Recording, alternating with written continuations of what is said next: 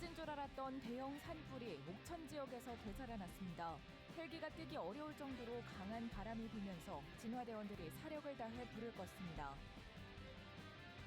올해 수능 시험이 11월 13일에 시행됩니다. 입시생이 크게 늘어난 데다 의대 정원까지 변수로 남아 입시 전략을 마련하는 데 어려움이 예상됩니다. 삼국이 치열하게 각축을 벌인 충주 지역에서 처음으로 백제 고군이 대규모 발견됐습니다. 역사적 의미가 큽니다.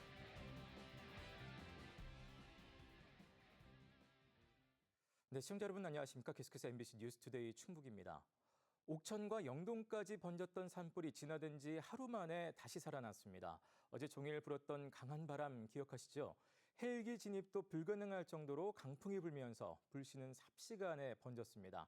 한편 김영환 지사는 불법 소각에 대한 엄정한 처벌을 지시했습니다. 전효정 기자입니다. 고속도로 옆 산비탈 주변이 연기로 자욱하게 뒤덮였습니다. 진화대원들이 가파른 산비탈로 올라가 연신 물을 뿌려보지만 불길이 바싹 마른 나무들을 둘러싸고 화선을 만들었습니다. 지난 23일 점심 무렵 시작돼 옥천과 영동을 덮쳤던 산불이 다시 발화한 겁니다. 앞서 불이 처음 시작된 이후 8시간 만에 큰 불길이 잡혔지만 이튿날 새벽 재발화했고 완전히 꺼진 줄 알았더니 이번엔 강풍이 불면서 낙엽 사이에 숨어있던 불씨가 다시 살아난 것으로 보입니다. 당시 불이 난 영동 지역에는 시속 80km에 이르는 매우 강한 바람에 강풍 경보까지 내려졌고 옥천을 비롯한 충북 전역에는 강풍주의보가 발효돼 있었습니다. 강한 바람에 헬기가 뜰 수 없어 산불 진화대원 100여 명이 호스로 물을 뿌리고 곡괭이로 땅을 뒤집으며 사력을 다해 진화 작업을 벌였습니다.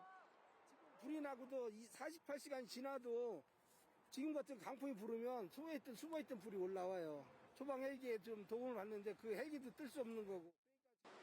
3시간 반 만에 큰 불길을 잡은 산림당국은 언제 다시 불이 시작될지 긴장을 늦추지 않고 잔불 정리와 뒷불 감시를 벌이고 있습니다.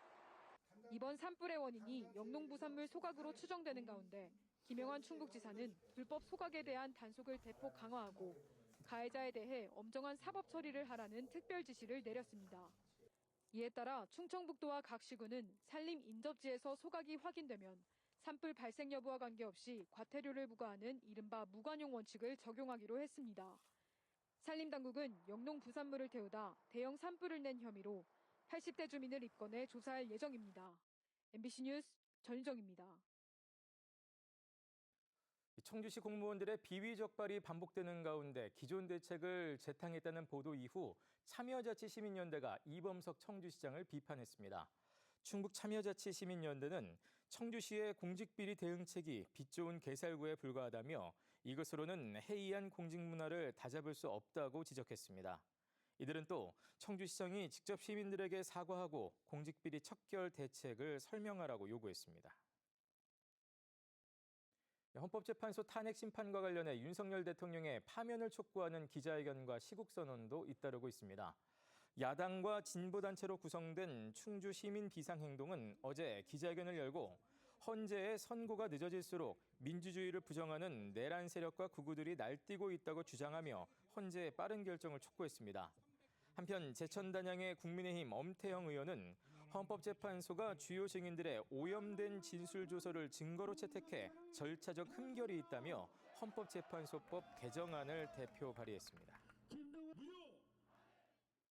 한국교육과정평가원이 오는 11월 13일에 치러지는 올해 수능의 기본 계획을 발표했습니다.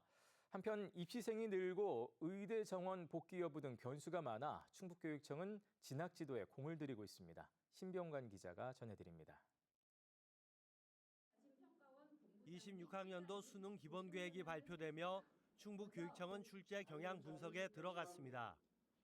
난이도의 경우 25학년도 수준으로 유지하기 위해 노력하겠다던 평가원이 이번엔 미세한 조정이 있는지를 검토하겠다며 여지를 남겼습니다.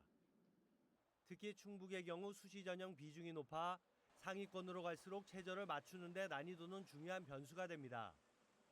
충북교육청은 입시 정보에서 밀리지 않도록 진학 연수를 원격에서 대면으로 확대하고 대학 초청 설명회도 40여 차례 열 계획입니다. 대입 상담 프로그램이라는 그 툴을 통해서 이제 안내를 드리고 있는데, 이 양은 사실은 이제 사교육에서는 넘볼 수 없는 그런 막대한 양의 그 방대한 양의 데이터라고 보여져요. 특히 올해는 입시생이 늘어 더욱 촘촘한 진학 지도가 필요한 상황입니다. 이른바 황금 대지에 태어난 올해 고3은 지난해 고3에 비해 10% 정도가 많고 N수생도 20만 명에 육박할 것으로 예상됩니다. 여기에 의대 정원이 어떻게 될지도 불명확합니다. 의대 정원이 복귀되면 25학년도 입시 데이터를 사실상 사용하기 어렵고 상위권은 물론 중위권까지 연쇄적인 영향권에 들어 입시는 더욱 안개 속이 될 수 있습니다. 지역 인재 전형의 비율이 어떻게 되느냐도 충북 학생들에게는 중요합니다. 그나마 충청권인 단국대가 의대, 치대, 약대의 지역 인재 전형을 새로 도입해 한숨을 돌릴 수 있게 됐습니다. 네, 메꾸지는 못합니다. 네. 근데 지원 카드가 한 장 늘었다는 사실에서 조금 좋은 모습이라고 볼 수는 있습니다. 충북교육청은 평가원이 발표한 입시 결과를 바탕으로 24학년도부터 충북 학생들의 수능 성적 반등이 시작됐다고 보고 있습니다. 불확실성이 커진 올해 입시가 학력 증진에 무게를 두고 있는 충북교육청의 도전이 되고 있습니다. MBC 뉴스 신병관입니다. 지역에 종합대학병원이 없다면 지역의 병원들을 모아 의료 네트워크를 만들자는 제안이 나오고 있습니다. 의료 인프라가 부족한 전남 순천시가 전국 최초로 이러한 구상을 실행할 필수 의료지원재단 설립을 추진하고 있습니다. 유민호 기자가 보도합니다. 순천은 응급 환자도 많지만 이들이 다른 지역으로 이송되는 비율도 높은 곳입니다. 4대 중증 응급 환자 비율 5.8%, 전원율 15.3%로 전국에서 가장 취약합니다. 전남 동부뿐 아니라 경남 서부권 환자도 순천을 찾습니다. 의료 수요가 갈수록 커지면서 순천시는 필수의료 지원재단 설립을 추진 중입니다. 의대와 대학병원이 언제 들어설지 모르는 상황에서 지역 의료 체계를 총괄하는 역할을 맡습니다. 특히 의료기관을 네트워크로 연결해 지역 환자가 지역에서 치료의 전 과정을 해결할 수 있는 협업 체계를 만드는 데 힘쓸 계획입니다. 지역 의료기관이 뭉쳐 대학병원 기능을 하겠다는 구상입니다. 꼭 필요하지만 수지가 잘 맞지 않는 필요한 과들의 경우는 재단에서 공적으로 자금을 지원을 해서 시민들이 불편하지 않도록 만들어주는 것, 이게 대단히 중요합니다.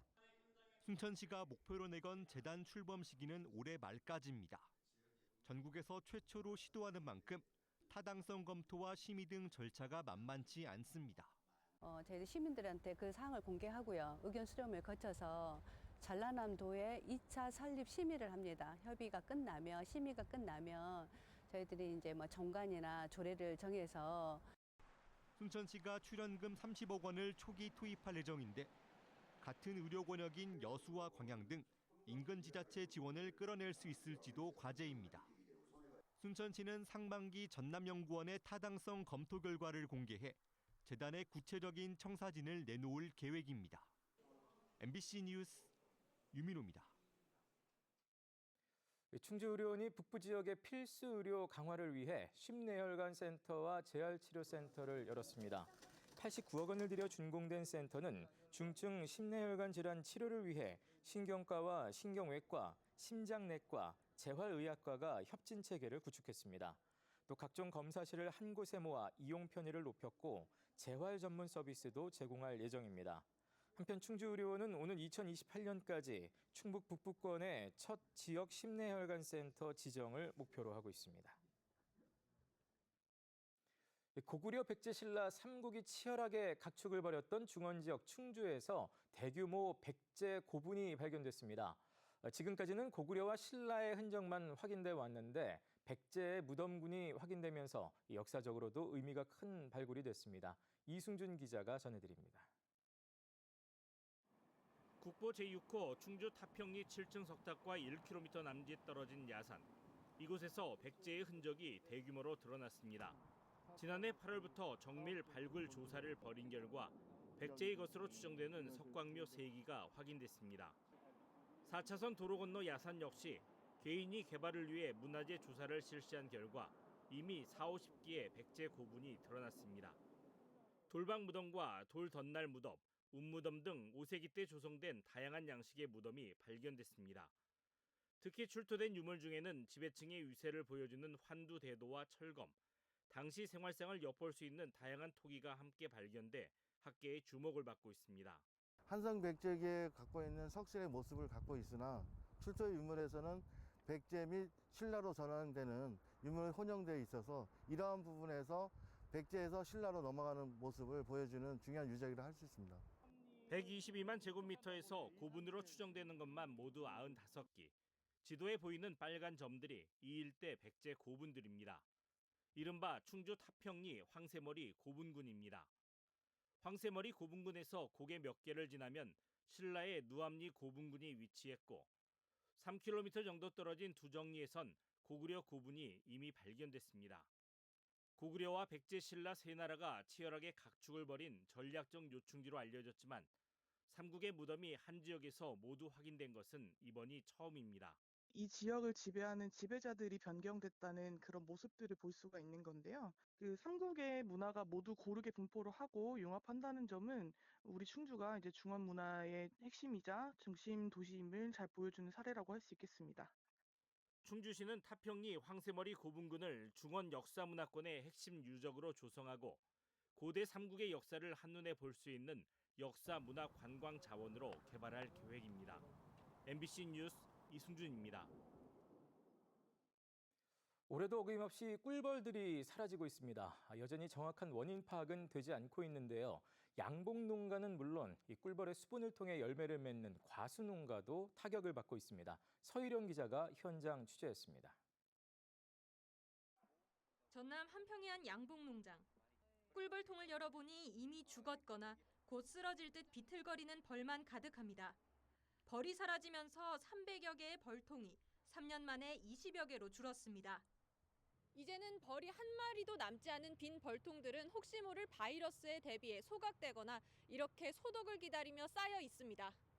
상심이 크죠. 이걸 계속 해야 될지 말아야 될지. 그래서 저도 마찬가지지만 다른 농가들도 저랑 똑같이 이렇게 답답한 마음은. 실제 전남 양봉 농가 2,300여 곳에서 벌통 개수가 급격히 줄고 있습니다. 벌통 한 개엔 2만여 마리의 꿀벌이 생활하는 것을 감안하면 매년 수억 마리의 벌이 사라지고 있는 겁니다. 심각한 건 해충인 응애로 인한 바이러스나 기후변화, 농약으로 인한 환경오염 등 다양한 요인이 추정될 뿐 아직 정확한 원인을 찾지 못하고 있다는 점입니다. 첫째, 벌이 왜 죽었는가 그 원인을 좀 알았으면 답답하지가 않는 원인을 모르니까 최고 벌 농가로서는 좀 답답하게 생각하고 있습니다. 꿀벌 보기가 어려워지면서 꿀 수확철을 앞두고 벌집 가격은 치솟고 있습니다. 지금 전국적으로 벌 가격이 작년에만 해도 한 30만 원 정도 갔어요. 그런데 지금은 40만 원씩 해도 벌이 없고 또 팔고 싶어도 벌이 없습니다. 그렇게 하면 벌이 지금 다 없어지고 있는 상태고. 양봉 농가뿐 아니라 수분을 위해 벌을 임대하는 과수 농가도 울상입니다. 꿀벌의 꽃가루 바지 기여도가 높은 수박과 딸기 등 16개 작물의 생산비 증가로 밥상 물가에 영향을 끼치고 있습니다. 이처럼 반복되는 피해에도 벌 피해에 대한 정확한 실태 조사 역시 제대로 이루어지지 않고 있습니다. MBC 뉴스 서희령입니다. 하루 6시간 이내 단시간 일자리인 충북형 도시근로자 사업이 3배 확대됩니다. 충청북도는 42억 원을 추가로 투입해 올해 당초 10만 명이었던 지원 대상을 30만 명으로 늘린다고 밝혔습니다. 총 사업비 75억 원 규모인 이 사업은 단시간 일손이 필요한 기업이나 소상공인을 구직자와 연결해주고 지자체가 인건비 일부와 교통비 등을 지원하는 일자리 정책입니다. 청주 충북 환경운동연합이 현도면 재활용 선별센터의 전면 재검토를 촉구했습니다. 이들은 현도면 주민들의 강한 반대에도 대규모 재활용 선별센터 추진을 강행하는 청주시의 행태가 폭력적이라고 주장하면서 충청북도 산단심의위원회가 재활용 선별센터 건립을 위한 산업단지 개발계획 변경안을 부결해야 한다고 덧붙였습니다.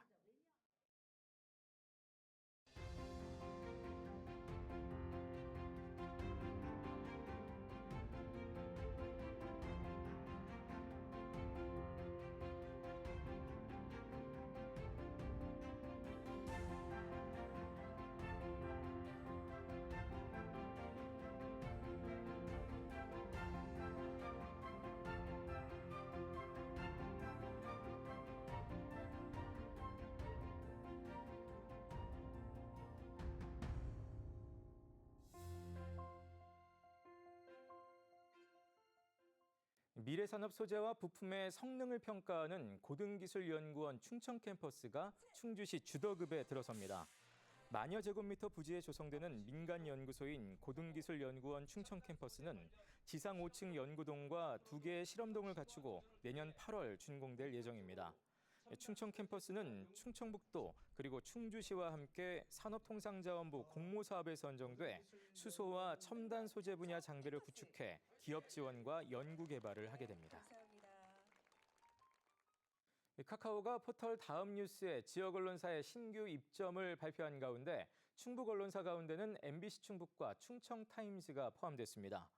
카카오는 지난해 12월 포털 다음 뉴스의 새로운 지역 카테고리 언론사 입점을 처음으로 진행했고 78개 언론사 가운데 기준을 충족한 49곳이 신규 입점하게 됐습니다. 카카오는 양질의 지역 밀착형 기사를 생산하는 언론사들이 입점하게 됐다며 다음 달 초부터 지역 뉴스를 다음 뉴스에 공급한다고 밝혔습니다. MBC 충북과 제주 한의학연구원이 공동으로 해녀 안전을 위한 공익 캠페인을 제작했습니다. 캠페인은 제주 해녀의 안전을 위해 개발한 스마트워치 전용 앱을 알리는 내용으로 오는 31일부터 제주와 서울 지역 전광판에 상영됩니다. 해당 앱은 스마트워치를 착용한 해녀에게 위급 상황이 발생하면 경고 신호가 울려 신속한 구조가 가능하도록 만든 앱입니다. 앞서 MBC 충북은 이 같은 내용을 담은 다큐멘터리 AI 돌봄을 방영했습니다. 200만 구독자를 보유한 여행 크리에이터 곽튜브가 제천 국제한방 천연물 산업 엑스포의 홍보대사로 위촉됐습니다. 곽튜브는 유튜브 여행 채널 운영과 방송 출연 경험을 바탕으로 SNS를 통해 한방 엑스포를 소개하고 제천의 자연과 천연물 산업을 알리게 됩니다. 조직위는 트렌드에 맞는 콘텐츠로 두각을 보이고 있는 곽튜브가 엑스포 홍보 전반에 활력을 불어넣을 것으로 기대한다고 밝혔습니다. 영동 난계 국악축제가 2025 아시아 페스티벌 어워즈에서 아시아 음악축제 지역음악 부문에서 수상작으로 선정됐습니다. 세계축제협회 아시아 지부가 주관한 이번 어워즈에서 난계 국악축제는 지역성과 예술성, 콘텐츠 우수성 등에서 높은 평가를 받아 수상의 영예를 안았습니다. 영동구는 난계 국악축제가 세계축제협회 본부가 주관하는 아시아 피나클 어워즈 후보로도 자동 추천돼 세계 무대에서 평가받을 수 있는 기회도 갖게 됐다고 밝혔습니다. 충북 기업들의 체감 경기가 소폭 개선됐지만 여전히 부정적인 것으로 나타났습니다. 청주상공회의소가 충북의 제조업체들을 대상으로 2분기 경기 전망 지수를 조사한 결과 전분기보다 7포인트 오른 77을 기록했지만 여전히 기준치인 100을 크게 밑돌았습니다. 네, MBC 뉴스투데이 충북이었습니다. 고맙습니다.